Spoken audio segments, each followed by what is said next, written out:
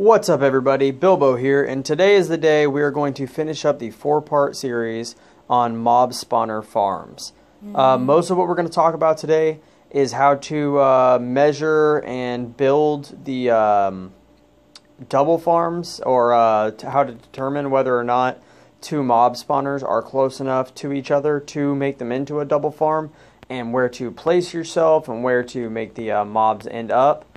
Also, in the last minute or two, we're going to talk about how to convert your farm back and forth between a drops only farm and an XP farm using redstone, in case you want to leave the area and leave it running and just collect a bunch of bones or rotten flesh, but you don't want to have to stay by and kill them.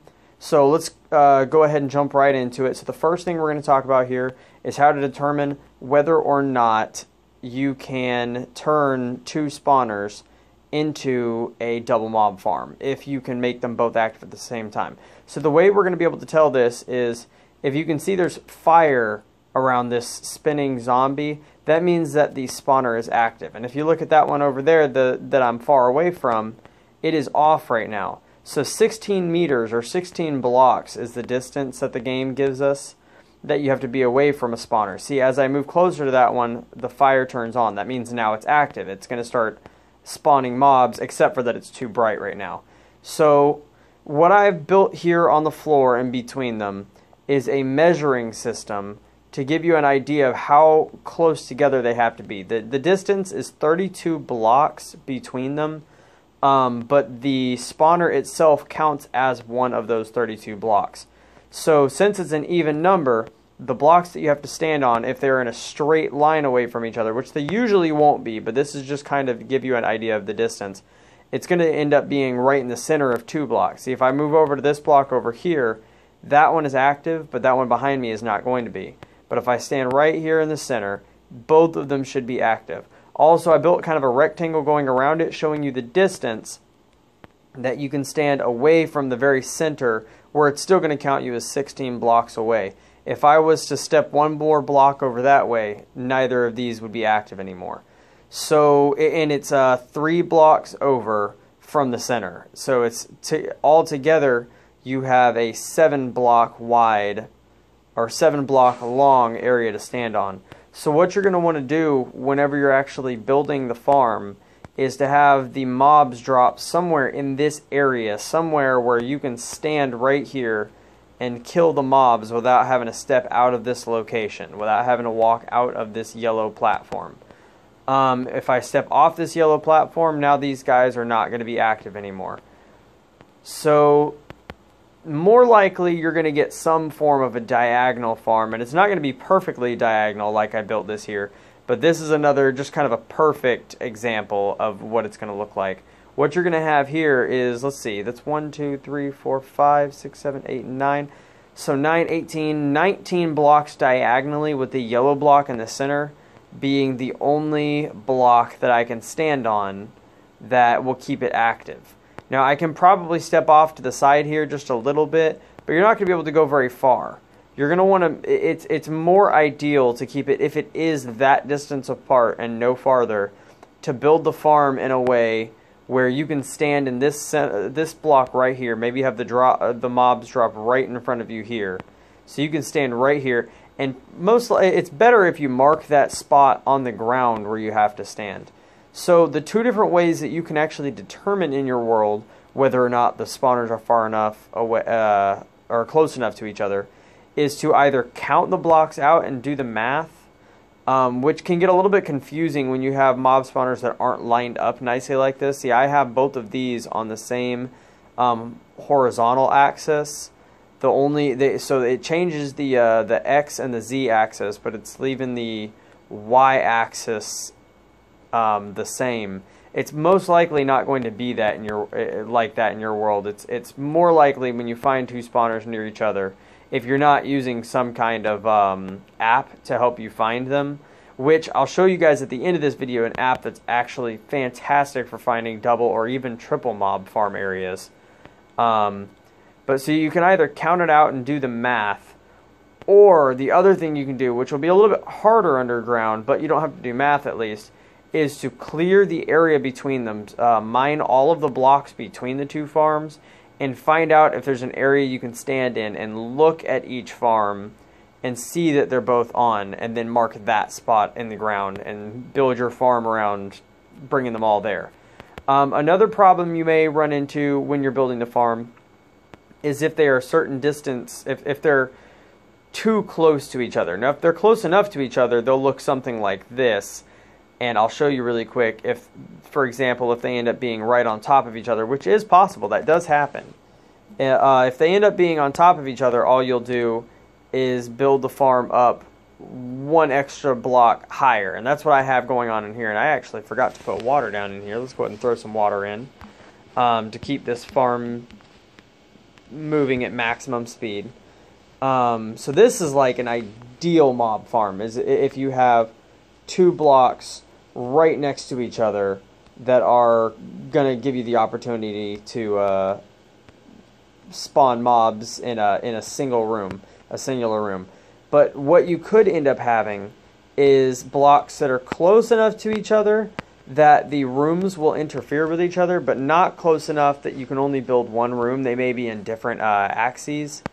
So the way you're going to handle that, if that does happen, is to build the two rooms overlapping, where if they're on different y-axes, meaning that one is higher than the other, what you're going to do is make it where where one room will actually spill into the other room. So you'll pour the mobs from the above room where they fall down into the second room, and then use that second room like normal, where they'll all fall out of the floor. If they're on the same y-axes and they just kind of overlap, you just have to make sure you put a wall between them. The mobs won't be able to spawn in the wall, and it will hurt the rates a tiny percentage, like 5%, since it's only filling a small portion of the room. You may get one fail every 6 or 7 attempts, and that's only one mob out of 4 that would end up failing. So it's not going to affect it very much. But you'll put a wall between the two rooms, and I'll show you an example of that in a little while, because that's what I had to do in my double mob farm. But so now that we know the distances that you're going to want to try and put the mob farms to, or what you're going to try and find, within 32 blocks of each other, I'm going to go ahead and go into my survival world really quick and show you how I built mine with the challenges that I had. Alright guys, we are now at the location of my survival world double mob farm. This is our realm with about 10 people all playing on here, and we all kind of came together and built this this probably third or fourth base that we've got. We use this for farming a lot of bones for bone meal, a lot of rotten flesh. We have just chests full, tons and tons of chests full. A lot of it's already been moved off location. You get a lot of bows from this as well, and arrows. You get some enchanted bows. They work fantastically in a survival world. So I'm going to show you a couple things that we've got going on here. Right here is the switch that we have that is going to turn the farm on and off. If you look up inside there, right now the lights are on. That means the farm is turned off. So it's not going to be spawning any mobs. But now when we hit that right there, a light comes on in there to indicate that the farm is indeed on. And now you'll see that the lights inside turned off. And yes, I do have my game in creative right now. Whenever I'm filming a video, I put it into creative for you guys. But I guarantee you this is all doable in survival. We always play the game in survival, except for when we are recording videos. So the next thing I want to show you is how we built the transportation system carrying the mobs to where they're inevitably going to die. So we've got one drop-off area right here. You can see the spawner if you look up through the glass there. And another one over here. That is the other mob spawner. So they're each going to lead into the same central point right here, where the water is all going to continue and push in the same direction and all move over this way, where they then hit the water elevator. So that's what it looks like from underneath. And this is the floor of it here, that ceiling up there above me. So I'm going to get up to where I can drop into the top without interfering with the wall. As you can see here, we've got a little glass hole down there where we can look up inside, and that doesn't actually mess with the rates. We tested the light levels to make sure, and all of this light coming in over here is not lighting the farm up enough to where it's slowing it down. And if you look through this glass here, you can see the other farm. So, as you can see, these two rooms overlapped with each other. We did get lucky, and they were both on the same Y coordinate. If they weren't, though, this would pretty much work the same. I would just make it where this room over here, or this room, whichever one was higher, would pour into the other room. But since they're not, it was easy. All we had to do was put a wall in between the two. And you can see that this wall runs straight through that room. The only reason we did that, the reason you put a wall through the two rooms, or through one of the rooms rather, is so that the water doesn't end up getting messed up and push everybody in the wrong direction. If you're putting the water corners in the wrong places, or you can't put the water in the corner at all, the mobs are not going to get pushed out of the room at all, or they're not going to get pushed out fast enough, that is. So you're going to take a hit on the spawning rates. So you can see from in here that it's pretty simple. We've got the four corner lights, like I talked about in the previous video, or the 4 central wall lights. That's not the only options that you have here. Putting lights in the ceiling is another way of handling it, as long as the ceiling is close enough to the floor. You can even put the lights in the floor, as long as you can get to them with redstone to turn them on and off, and they are in a location where they're actually going to stop the mobs from spawning. Alright, so we have a good, decent amount of mobs built up down here. You would just stand down here, and we measured it out. Whenever we're standing here, both spawners are active. I don't know if you can see that other one right now. Let's get up to where you can. Yeah, you can see it is active. I'm right at the limit of 16 blocks. If I was to keep moving over this way towards the stairs, the far one wouldn't be active anymore. So right here is where we decided to do it, where we could interact with the mobs here. We can sit here and punch their legs and collect the experience, and not have to move too far away from that. The filtration system we use is one I did not show you guys in the previous video. It's a pretty simple one. It works really well. At the air pocket, all we did was put a little glass hole in the wall for baby zombies to pour out into, and then we sit here and we punch them in the leg, and after you hit them one time, they fall into that water stream right there in front of on the other side of it, and then they drown. That's it. It's very simple. That's a 2 block high water stream that's being separated by signs so it doesn't pour into the other areas, and it's going to drown the baby zombies just because we punch them and they swim up where they can't get out and they drown. It's a very, very simple system. It works similarly to the magma block in that it is they step off voluntarily rather than getting pushed off. So it's and we didn't feel the need after having that. We've never had a problem with baby zombies getting through the system, so we never felt like we had to put a half slab down here. You can do both, though. There's nothing wrong with that.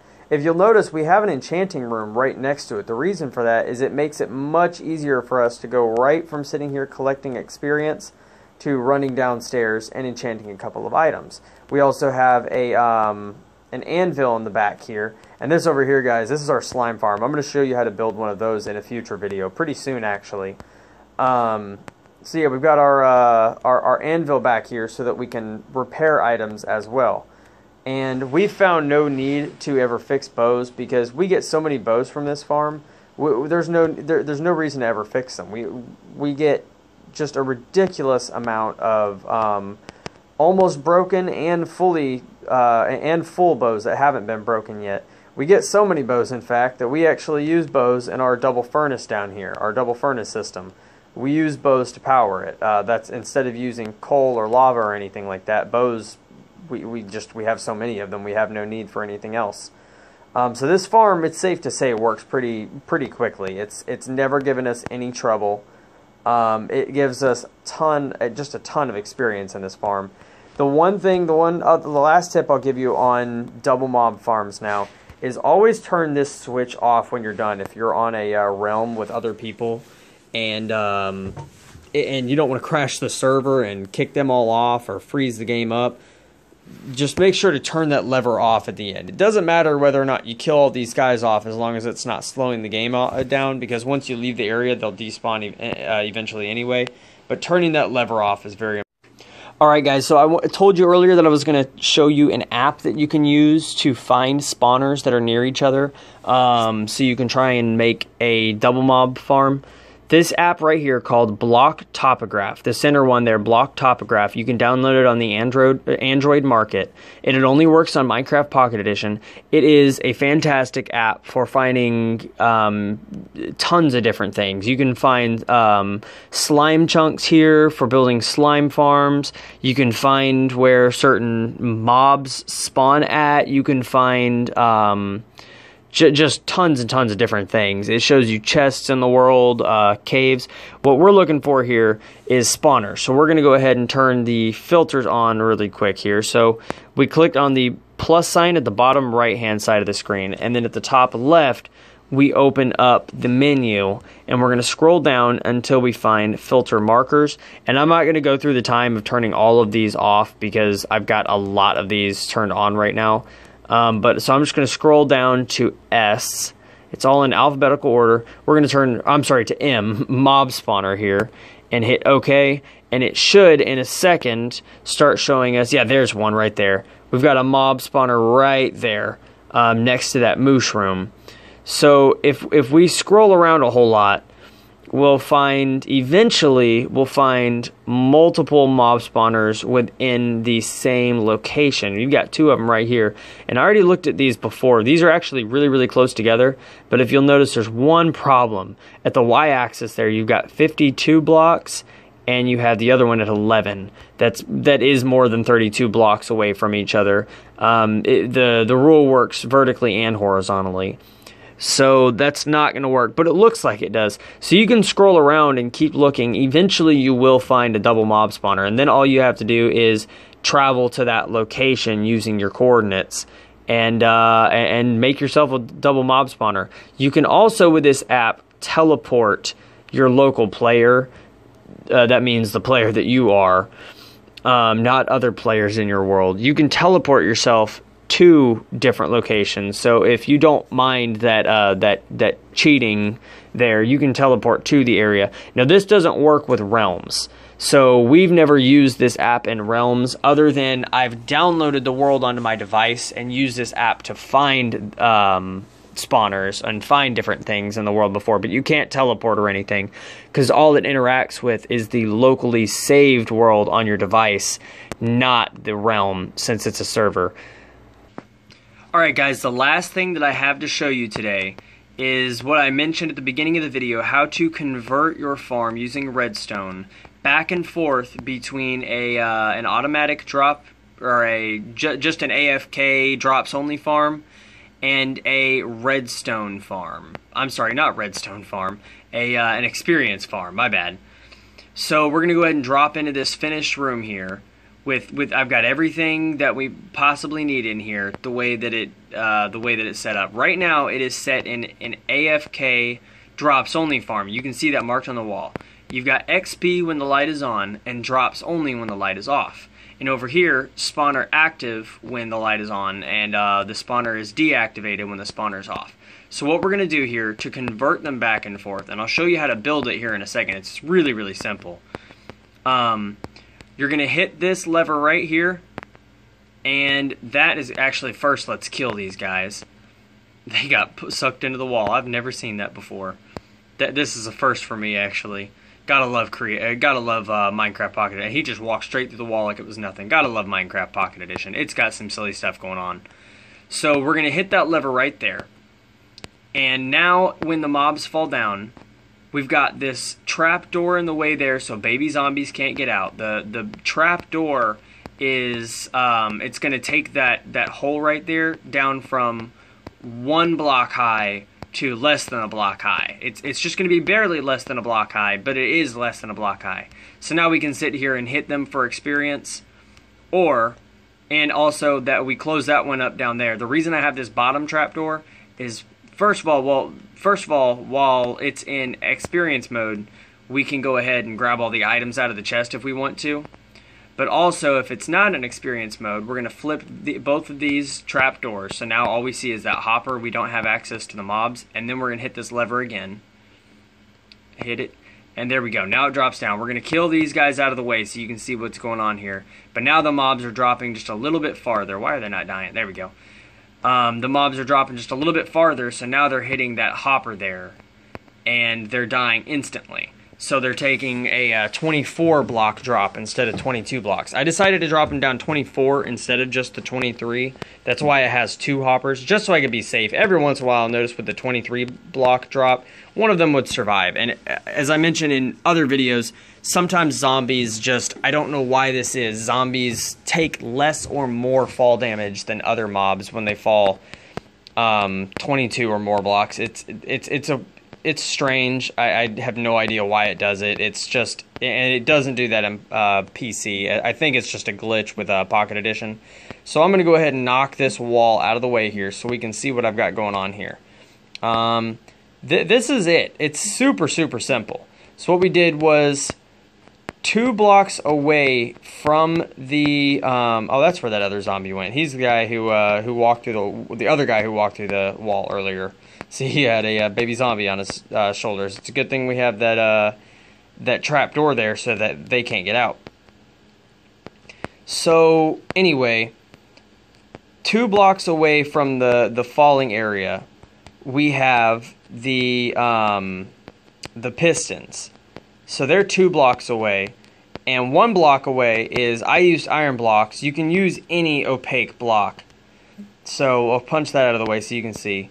Or no, I'm sorry, that's for the crusher. You have hoppers on the 1 block away, and that's it. Then you're gonna put a block wherever you need to make sure that you can put a lever on it, and redstone running out of that. That's gonna run into the back or the side of the top hopper. The reason it runs into the top hopper is that for some reason with the top piston. For some reason with pistons, one piston can't power the other consistently like it does in PC or like it does with most other blocks. When one of them takes power, it's not going to run it into the other one unless you do it in a specific way. So I have it set up here. The easiest way to do it is just run a redstone signal right into the back of that top piston right there. So now when we hit this lever, you'll see that it's going to power this redstone right here, which powers the top piston and the bottom piston simultaneously. And if I can get out of crouch mode. So when that happens, that's going to push the 2 hoppers right there into the path of the falling mobs. So now the mobs are only falling 22 blocks and they're surviving the fall. So you can kill them yourself and take the experience. Let me throw this wall back in here now.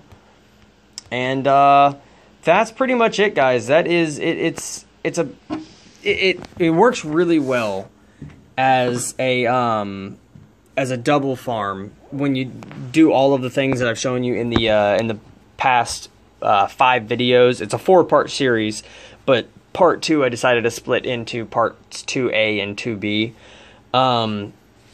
So I could shorten the videos up a little bit, because it ended up being a 45-minute video when I originally recorded it. So anyway, yeah, let's go over what we've covered in the past 4 videos. That way, if you guys missed anything or just tuned into this last video, you can decide if you want to go back and watch any of the other videos and decide where to tune in. And I'm going to leave links to each of the videos in the description. So the first video part 1, showed you how to kill mobs and only collect their items, as well as build the room around the mobs, so that you're going to get the best spawn rates. It talked about a few more of the mechanics. The second video that we did showed you how to transport the mobs to different areas, how to decide where to transport the mobs to, and how to use a water elevator to drop the mobs where you want to for their experience, and also how to crush the mobs for their experience using what we call a mob softener. So then and that was split up into A and B. And then we did video 3. that covered the lighting of the rooms, so that it showed you how to set this system up that I have over here, where you have a lever that turns the lights on that's going to keep the mobs from continuing to spawn, so you can leave the area and not overload the server. We talked about one other thing in that video as well, after we talked about the lights. I'm trying to think about what it was right now.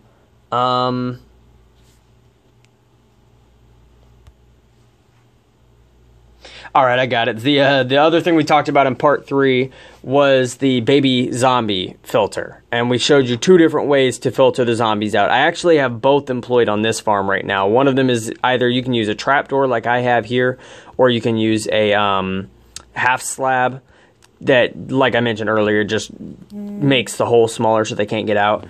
The other one I showed you in video 3. It uses magma blocks. And in video 4, this video here today, we talked about how to integrate multiple farms, multiple mob spawners into one single farm. That way you can collect the most experience or items at once that you possibly can. How to determine whether or not you can integrate 2 mob spawners with each other.